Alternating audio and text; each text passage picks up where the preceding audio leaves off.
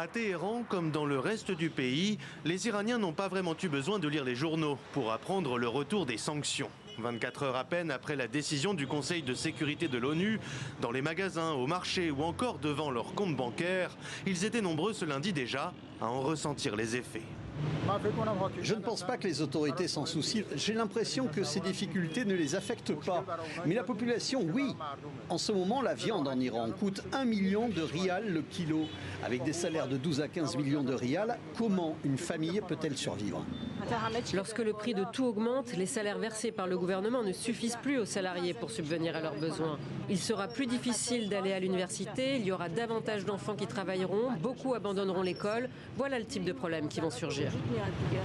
À Téhéran, on juge avec sévérité la stratégie adoptée par la diplomatie iranienne.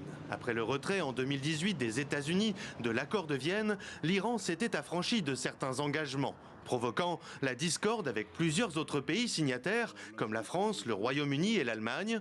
Un dialogue de sourds qui a peu à peu isolé Téhéran et provoqué le retour des mesures onusiennes contre les personnes ou entités iraniennes liées au programme nucléaire, mais aussi les sanctions commerciales et économiques décidées par les Européens.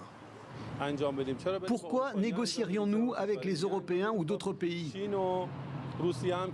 La Chine et la Russie ont prouvé qu'elles n'étaient pas les amis de notre peuple. Si j'avais été au pouvoir, j'aurais sans doute choisi l'Amérique et j'aurais parlé directement à Trump.